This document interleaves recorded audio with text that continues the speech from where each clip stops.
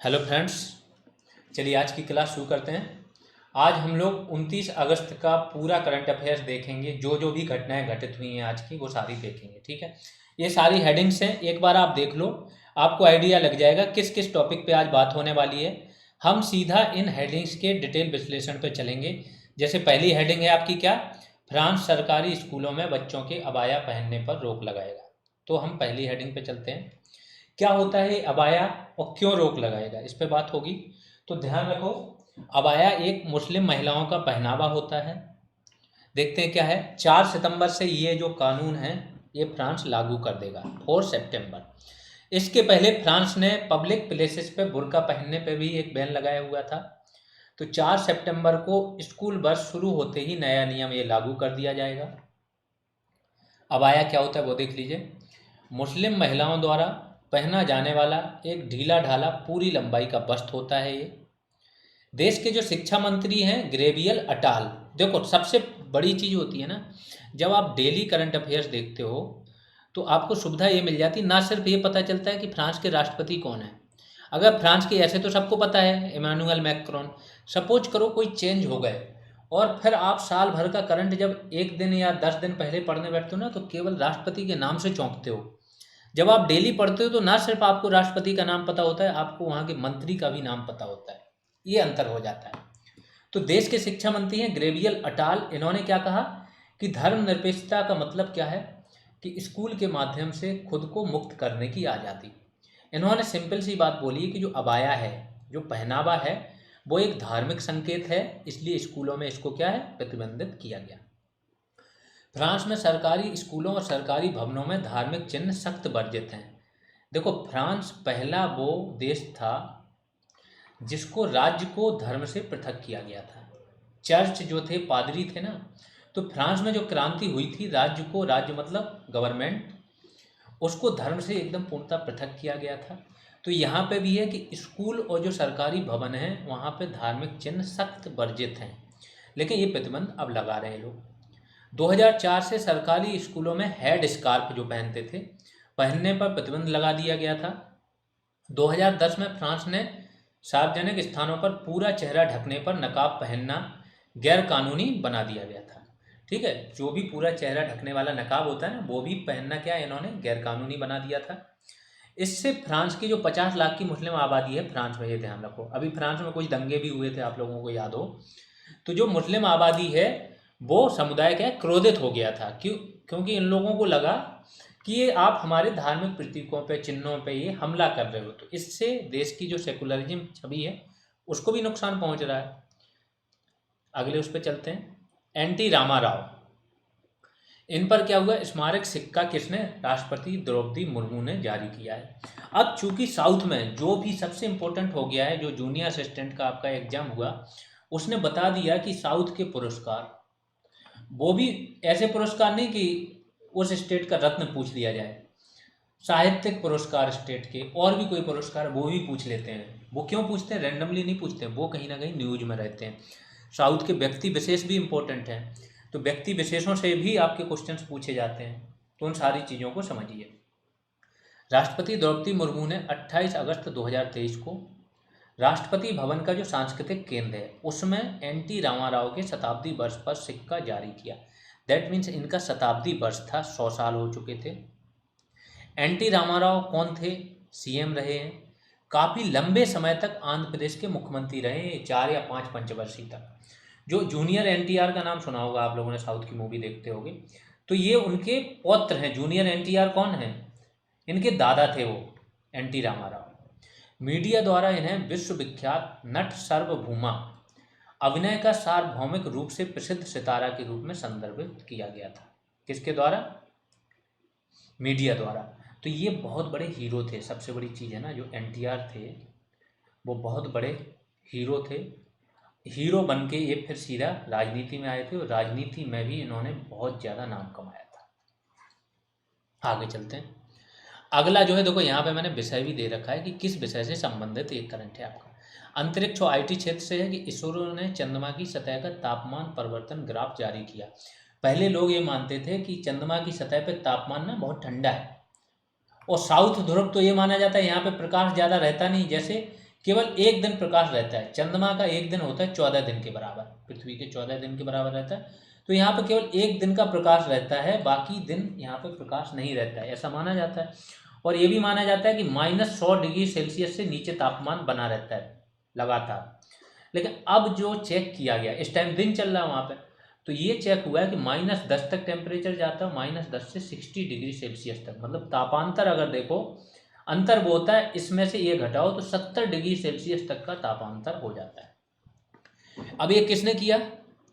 तो daily current affairs में सबसे इम्पोर्टेंट चीज़ जो है, सबसे ज़्यादा फायदा आपको होगा, हर एक चीज़ की जानकारी मिल जाएगी, बहुत ईजिली मिल जाएगी, और इस चीज़ को आपको लास्ट में बिल्कुल लोड नहीं डालना पड़ेगा, बहुत आसानी से याद रहेगी। चंद्रमा का जो विक्रम लैंडर था, इस पे एक डिवाइस लगा है जिसका नाम क्या है? चंद्रा सरफेस थर्मोफिजिकल एक्सपेरिमेंट, जिसको बोलते हैं चेस्ट। चेस्ट पेलोड ने ध्रुव के चारों ओर चंद्रमा की ऊपरी मिट्टी का तापमान मापा। जो दक्षिणी ध्रुव है, आपको पता होगा, दक्षिणी ध्रुव पे इंडिया पहला ऐसा देश है जिसने अपना क्या है, लैंडर उतारा और रोवर वहां अपना घूम रहा है। चेस्ट एक मोटर और 10 सेंसर का उपयोग करके, मतलब जो चेस्ट है आपका, इसमें क्या है, एक मोटर लगी है और 10 सेंसर, इसका उपयोग करके 10 सेंटीमीटर की गहराई तक, चंद्रमा की सतह में 10 सेंटीमीटर की गहराई तक ये क्या करेगा, पहले खुदाई, और वहाँ तक ये तापमान माप सकता है। इससे चंद्रमा की सतह के तापीय व्यवहार को समझने में मदद मिलेगी। ग्राफ से क्या पता चलता है कि तापमान भिन्नता, तापांतर जो है 70 डिग्री सेल्सियस से -10 डिग्री सेल्सियस तक है। ठीक है, तो यहाँ पे आप देख लो, ये ग्राफ है। एक ग्राफ में यहाँ पे आपका क्या है, 1 मिनट में इसको थोड़ा सा छोटा कर लूँ, ये टेम्परेचर है, ये डेप्थ है। तो जब आप डेप्थ mm में है, 80 mm पे जाते हो तो -10 डिग्री सेल्सियस हो जाता है। 1 मिनट, ठीक है। और जब आप 60 mm पे जाते हो, मतलब गहराई में जा रहे हो, तो 60 mm पे जाते हो तो आपका ये +10 के आसपास हो जाता है, 5 के आसपास। इस तरीके से तापांतर होता है, और लास्ट में ये कितना तापमान तक जाता है, 60 डिग्री सेल्सियस तक तापमान चला जाता है, कहीं कहीं ये 70 डिग्री सेल्सियस भी है। तो ये दिखा रहा है चेस्ट का, यहाँ पे ये आपका ख़त्म हो जाता है। इतना ही है कि तापांतर मापा और कहाँ से कहाँ तक तापमान गया। अब डॉक्टर सोनाली घोष काजीरंगा राष्ट्रीय उद्यान की पहली महिला फील्ड निदेशक बनेंगी। बहुत इंपॉर्टेंट है कि जो काजीरंगा राष्ट्रीय उद्यान है, इसकी पहली महिला फील्ड निदेशक कहाँ पे है? काजीरंगा राष्ट्रीय उद्यान, आप लोगों को ये बताना है कि ये कहाँ पे, किस स्टेट में है। ठीक है, भारतीय वन सेवा की अधिकारी हैं डॉक्टर सोनाली घोष। 1 सितंबर से काजीरंगा राष्ट्रीय उद्यान की ये कमान संभालेंगी। वह काजीरंगा नेशनल पार्क की पहली महिला फील्ड डायरेक्टर बनेंगी। बहुत इंपॉर्टेंट है, जहाँ पे भी कोई भी महिला पहली बार किसी ऐसी रणनीतिक पोस्ट को संभालती हैं, जो पहली बार होती है, वो इम्पोर्टेंट हो जाता है। अब काजीरंगा राष्ट्रीय उद्यान के बारे में जान लीजिए। यह असम राज्य के गोलाघाट, नागांव जिलों में एक राष्ट्रीय उद्यान है। 1974 में राष्ट्रीय उद्यान, ये ध्यान रखो, राष्ट्रीय उद्यान कब, नेशनल पार्क कब बनाया गया? 1974 में। और 1985 में यूनेस्को विश्व धरोहर स्थल घोषित किया गया, और 2006 में टाइगर रिजर्व। सब कुछ आ गया। जीएस इसलिए यहाँ से कवर होती जाएगी आपकी, कि आप देख रहे हो जीएस के मैक्सिमम फैक्ट यहीं आ जाएंगे। 1985 में यूनेस्को की विश्व धरोहर स्थल बनाया गया इसे, 1974 में राष्ट्रीय उद्यान, और 2006 में टाइगर रिजर्व घोषित किया गया। इसका जनसंख्या घनत्व, इसमें जो जानवर हैं, ठीक है, तो किस जानवर की बात हो रही? गैंडे की। 0.2 वर्ग किलोमीटर पर एक गैंडा है। That means 1 square kilometre, 1 kilometre square में टोटल 5 गैंडे हैं। 4 मुख्य नदियां हैं जो यहाँ से, इस राष्ट्रीय उद्यान से गुजरती हैं। कौन सी? ब्रह्मपुत्र, डिप्लू, मोरा डिप्लू और मोरा धनसिरी। ये भी इंपॉर्टेंट है। देखो यहाँ से आपको इतनी जानकारी मिल रही कि यूपीएससी में भी ये आप नॉलेज ऐसे ही पूछते हैं। यूपीएससी 1-2 पूछ लेंगे जो करंट में न्यूज रही, फिर गहराई में चले जाएंगे कि ये नदियाँ यहाँ से गुजरती हैं कि नहीं, ये घनत्व कितना है, यही सब पूछा जाता है। आगे चलते हैं। जलगांव पीपुल्स कोऑपरेटिव बैंक के साथ अकोला मर्चेंट कोऑपरेटिव बैंक के विलय को आरबीआई ने मंजूरी दी। ये आपके लिए बहुत ज़्यादा इंपॉर्टेंट नहीं है, इतना ध्यान रखो कि जो सहकारिता मंत्रालय है उसके मंत्री कौन है? अमित शाह है। सहकारिता राज्यों का विषय है। महाराष्ट्र में सर्वाधिक सफल है सहकारिता। यहाँ पे कोऑपरेटिव बैंक बहुत मिलेंगे आपको। चीनी के क्षेत्र में बहुत सारी सहकारी कंपनी रहेंगी। दुग्ध में तो है ही, अमूल भी एक फेमस है, ये गुजरात का है दुग्ध वाला, ठीक है।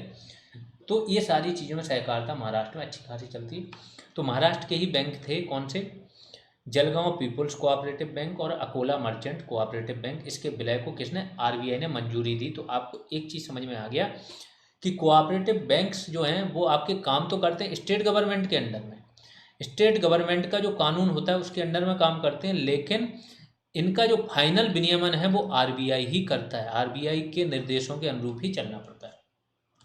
तो 25 अगस्त को महाराष्ट्र के अकोला में स्थित अकोला मर्चेंट कोऑपरेटिव बैंक और ये जो है जलगांव पीपल्स कोऑपरेटिव बैंक, इसके विलय को मंजूरी दे दी गई है। अब ये किस धारा के तहत दी गई है, किस एक्ट के तहत, वो देख लो। बैंकिंग विनियमन अधिनियम 1949 की धारा 56 के संयोजन में धारा 44A की उपधारा 4 के तहत। इतना आपको याद नहीं रखना, ये तो मैंने बस डिटेल के लिए रख दिया है। इसके विलय को मंजूरी दी है इन धारा को। अगला देख लेते हैं। अगला बहुत इंपॉर्टेंट है, यहाँ पे आपकी पॉलिटी की बहुत सारी चीज़ें वो क्लियर होंगी जो आपने नहीं पढ़ी होंगी। पश्चिमी क्षेत्रीय परिषद की 26वीं बैठक गुजरात में आयोजित की गई। क्षेत्रीय परिषद क्या होती है, तो अंतर्राज्यीय परिषद तो आपने पढ़ी होगी आर्टिकल 263, क्षेत्रीय परिषद नहीं पढ़ी होगी। क्षेत्रीय परिषद यहाँ से क्लियर हो जाएगी। 28 अगस्त को गुजरात के गांधीनगर में केंद्रीय गृह एवं सहकारिता मंत्री अमित शाह की अध्यक्षता में इसकी बैठक हुई। तो ये ध्यान रखो, जितनी भी क्षेत्रीय परिषद होती हैं सबकी अध्यक्षता कौन करते हैं, गृह मंत्री। दूसरा, बैठक का आयोजन गृह मंत्रालय के साथ साथ अंतर्राज्य परिषद सचिवालय द्वारा गुजरात सरकार के सहयोग से की गई। तो जो अंतर्राज्यीय परिषद है उसका एक सचिवालय भी होता है और इसका जो उपाध्यक्ष होता है वो राज्य का सीएम होता है। अब ये राज्य का सीएम किस राज्य का होगा, क्योंकि इसमें 4 राज्य, 5 राज्य, 6 राज्य भी हो सकते हैं अंतर्राज्यीय परिषद में एक जगह विशेष के। ये पश्चिमी है तो इसमें गुजरात भी होगा, महाराष्ट्र भी होगा, पश्चिम के जितने भी हैं आपके राज्य वो आ जाएंगे। तो उनमें ये अल्टरनेटिव बेस पे उपाध्यक्ष बदलते रहते हैं, ठीक है। आगे चलते हैं। बैठक में कौन कौन थे, देखो, महाराष्ट्र, गुजरात, गोवा के मुख्यमंत्रियों, केंद्र शासित प्रदेश दादर नगर हवेली, दमन दीव, इनके प्रशासकों के साथ साथ राज्य और केंद्र सरकार के वरिष्ठ अधिकारियों ने भाग लिया। तो अब जो पश्चिमी क्षेत्रीय परिषद है उसमें कौन कौन है, महाराष्ट्र है, गुजरात है, गोवा है और दादर नगर हवेली, दमन दीव, इतने राज्य हैं, ठीक। कब बनी थी ये, 1957 में बनी थी। किसके तहत, राज्य पुनर्गठन अधिनियम, आपने पढ़ा होगा। फजल अली आयोग बना था 1953। इसने राज्य पुनर्गठन अधिनियम पर सिफारिशें दी थी, उसी आधार पर क्या है ये अधिनियम पारित हुआ था। 1956 में ये अधिनियम पारित हुआ था, इसी में एक क्षेत्रीय परिषद की व्यवस्था की गई थी, उसी आधार पर 1957 में बनी थी। इसकी धारा 15 से 22 तक की धाराएं हैं। इसके तहत 5 क्षेत्रीय परिषदों की स्थापना की गई, पूरब, पश्चिम, उत्तर, दक्षिण, ये हो गई एक सेंटर। पश्चिमी क्षेत्रीय परिषद में गुजरात, गोवा, महाराष्ट्र राज्य आते हैं और केंद्र शासित प्रदेश कौन कौन से, दादर नगर हवेली और दमन दीव। केंद्रीय गृह मंत्री इन क्षेत्रीय परिषदों के अध्यक्ष हैं, जबकि राज्यों के मुख्यमंत्री और संबंधित क्षेत्रीय परिषदों में शामिल केंद्र शासित प्रदेशों के प्रशासक, उपराज्यपाल इसके सदस्य होते हैं। और मैंने उपाध्यक्ष बता दिया, उपाध्यक्ष अल्टरनेटिव बेसिस पर बदलते रहते हैं। अब अगला देख लेते हैं। हरित हाइड्रोजन में अनुसंधान के लिए आईआईटी बॉम्बे और एचएसबीसी इन दोनों ने हाथ मिलाया है। अब आप जब एचएसबीसी का फुल फॉर्म जानोगे ना तो आपको समझ में आ जाएगा कि क्या है। तो हरित हाइड्रोजन का सबको पता है 2030 तक भारत का क्या है कि 5 मिलियन मीट्रिक टन हरित हाइड्रोजन भारत को क्या करनी है, उत्पादन करना है। और ये इतनी ज़्यादा होगी कि दुनिया में सबसे ज़्यादा यही होगी।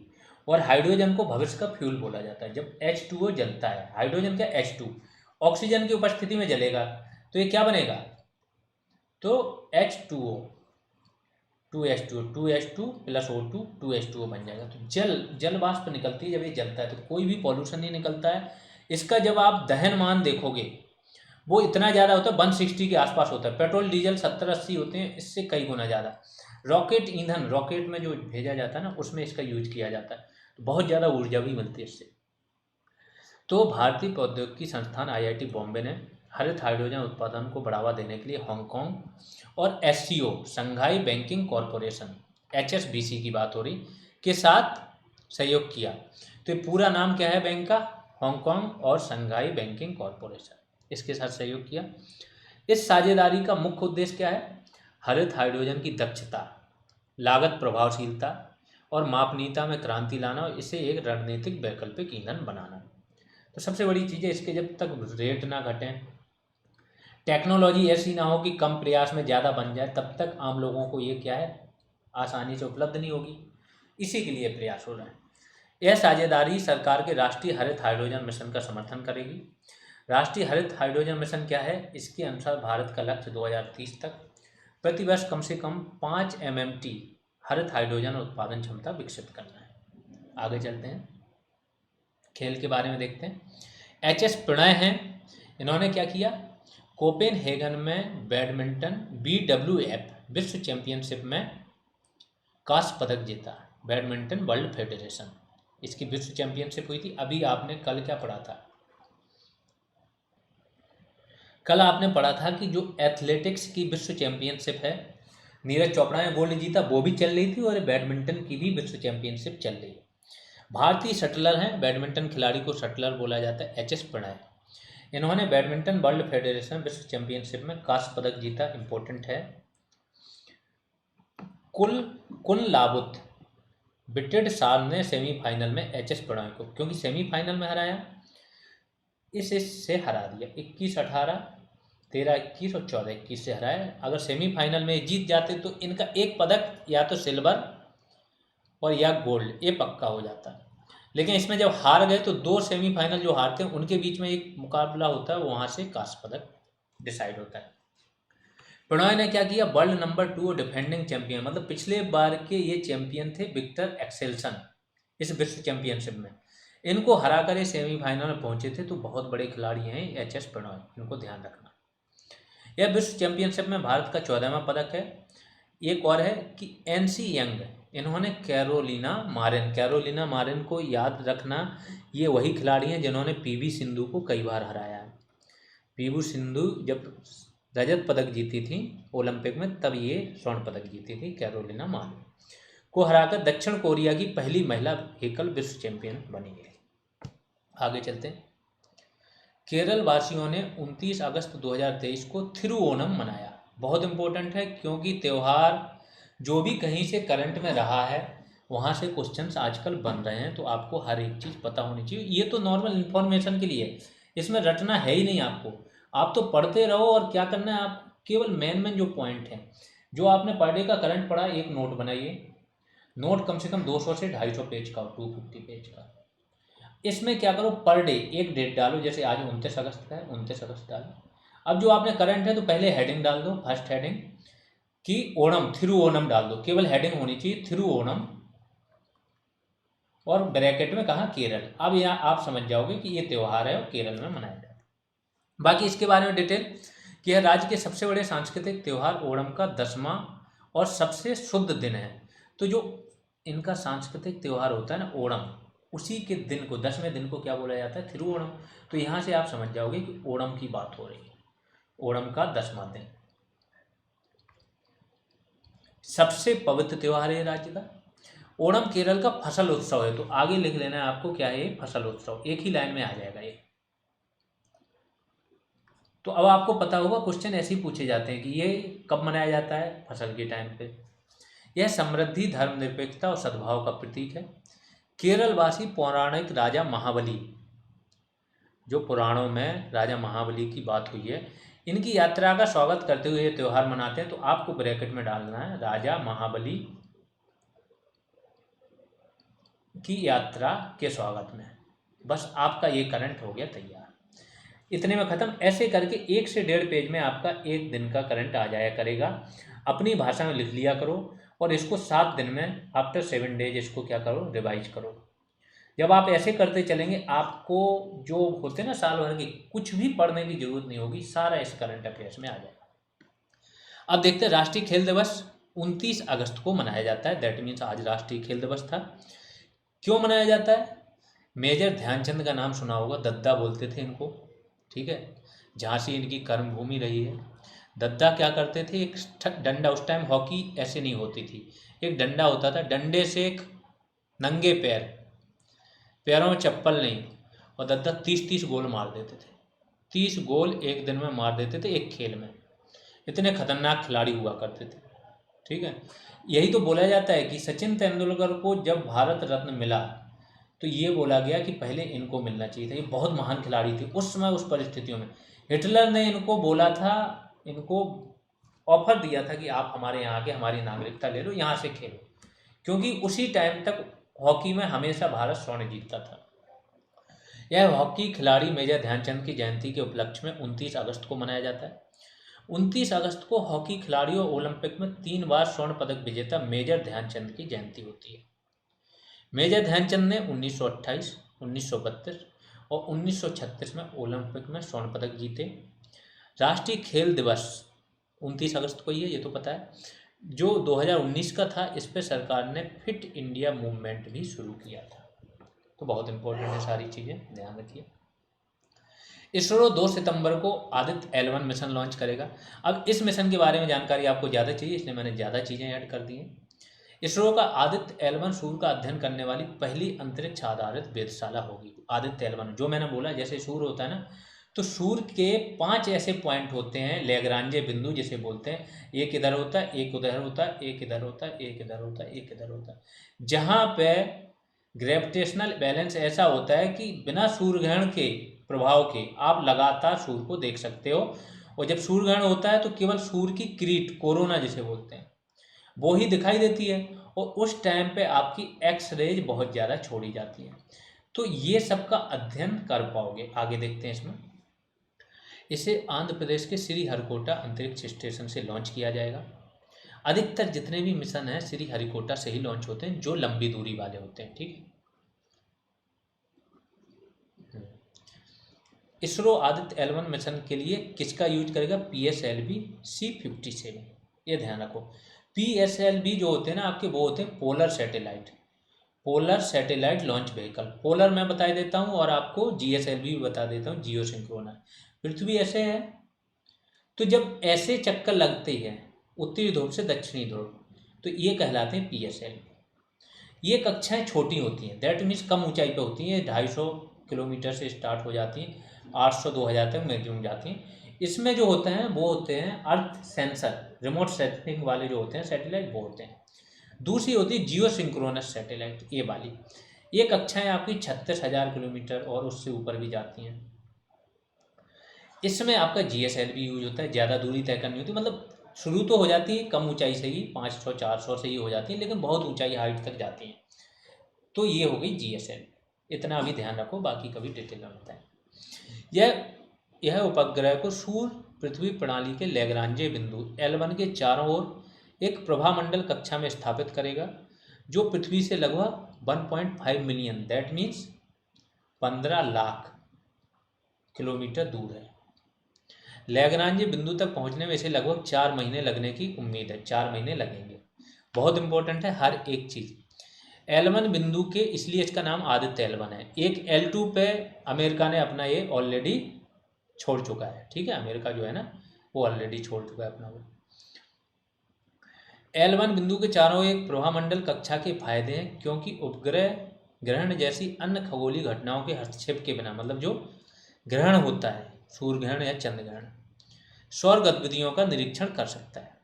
सौर हवाओं का, सूर्य के वातावरण का अध्ययन करने के लिए इसरो द्वारा आदित्य L1 मिशन लॉन्च किया गया। तो इसका उद्देश्य क्या है? सौर हवाओं और सूर्य के वातावरण का अध्ययन करना। यह क्या करेगा? जो प्रकाश मंडल है, क्रोमोस्फियर है और कोरोना है, सूर्य की सबसे बाहरी परत, इसका निरीक्षण करने के लिए 7 पेलोड लेके जाएगा। पेलोड उसे बोलते हैं जो क्या करता है, अलग अलग यंत्र होते हैं, उन्हें बोलते हैं पेलोड, जिनका अलग अलग काम होता है।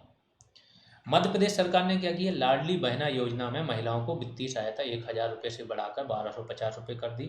अब अगले जो एग्जाम आएंगे, ये चुनाव के लिए काम हो रहा है, तो हो सकता है कि किसी राज्य की योजना पूछ देंगे, ये योजना है, इसमें क्या मिलता है, तो इसलिए इसको ले लिया। तो इसमें क्या किया? शिवराज सिंह चौहान ने एक तो MP में जो नौकरी है उसमें 35% आरक्षण और 400 रुपये में गैस सिलेंडर उपलब्ध कराने की घोषणा की थी। और आज की ही न्यूज है कि केंद्र सरकार है उसने भी 200 रुपये क्या कर दिया? सस्ता कर दिया गैस सिलेंडर। इस योजना के तहत क्या होता है? 23 से 60 वर्ष की जो भी महिलाएं हैं उनको प्रति माह 1,000 रुपये मिलते हैं, जो क्या है आपकी लाडली बहना योजना। यह राशि उन महिलाओं को दी जाती है जो आयकर दाता नहीं है और उनके परिवार की वार्षिक आय कितनी है, 2.5 लाख से कम।